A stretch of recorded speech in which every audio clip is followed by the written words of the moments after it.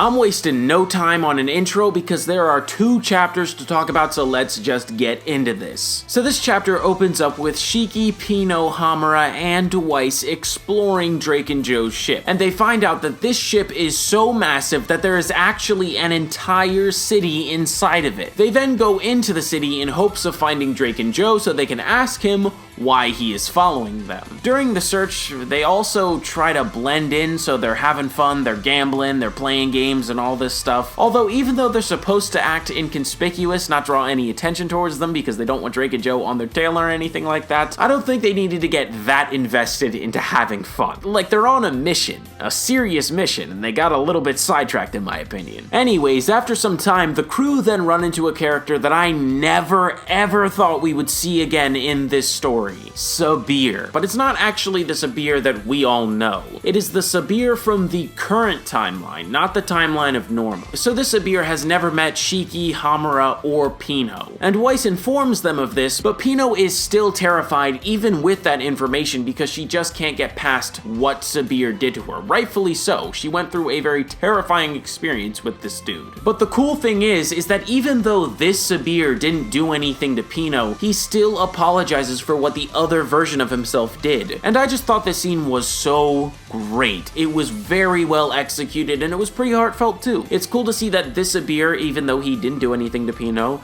learned from his mistakes as a younger man and was able to become a better person for it. Sabir then leaves to go off to his job. By the way, I'm pretty sure we're gonna see this version of Sabir die and it's gonna be some character development for Weiss. That's just what I'm thinking, but who knows. Anyways, soon after that, we get an emergency ship-wide broadcast. And golly, hold up, I gotta voice act this part. It's been a while, but this scene is just too clean for me to pass up the opportunity. Did you think I wouldn't find you, you little rats from Eden Zero? And bro, after my boy Joe says those words, this story just ramps up because while Shiki, Pino, Weiss, and Hamura were investigating Draken's ship, he sent his own men over to infiltrate the Eden Zero, and that is what they have just done. Now on to chapter 71, which features one of my favorite characters in Eden Zero, Bay, aka Witch, putting in the work, because after these intruders intrude, Witch immediately tries to take action. She asks Hamura if she has permission to unlock the battle dress, but unfortunately for her, she can't reach Hamura because Draken is blocking their communications. But Sister basically just says, who cares, use the battle dress, we gotta stop these guys. Before Witch goes onto the battlefield, she activates the minimum defenses to try and deter these enemies, but they swipe away the defenses like they're nothing. So Witch enters and she goes to work. She clocks in for that 9 to 5. First, she gives an amazing speech. She says, damage to our ship, illegal entry, jamming our communication. I cannot overlook these offenses any longer. By the authority vested in me as Witch, Shield of Edens, I will remove the intruders. Removing Ether Limiter. Battle dress, requip! We got an MF and Erza Easter egg up in Eden Zero, bro! Anyways, after Witch activates her battle dress,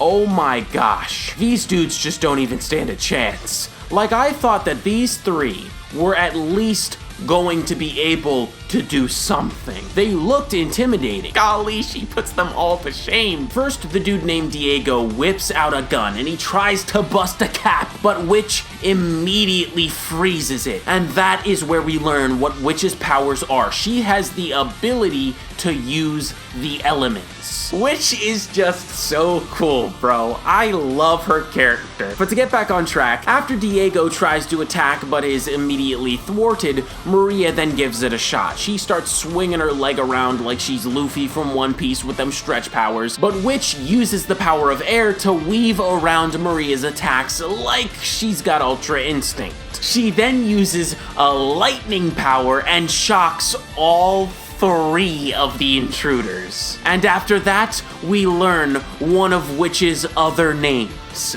The Steel Sorceress. Bro! Witch is too cool, she's too nice with it, and she is the best of the Shining Stars. Valkyrie who? Hermit who? Sister who? All of you, make way for the Steel sorceress. After the intruders are brutally defeated, Hermit gets comms back online. She then tells Shiki that it's time for him, Weiss, Pino, and Hamura to make their way back to the Eden Zero. They can just torture the intruders to find out why they're being followed. They don't need Drake and Joe anymore. But Shiki decides to stay because Drake had attacked his home and he cannot let this stand, so he wants to settle it here and now. Drake and Joe then decides that it's time to unleash his special forces, the Element 4. And these characters look weird, they look cool, they look crazy, and they are probably insanely powerful. Although I thought the same thing when I saw Maria and the other two, and they got taken out like they were nothing. But we'll just have to wait and see if these guys are actually fodder or if they are about it, which I'm assuming that they are. So anyways, thank you all very much for watching. I hope that you all enjoyed. If you did, make sure to like, comment, and subscribe, and I will see you all in the next one. Peace out, everybody, which is best girl. See ya.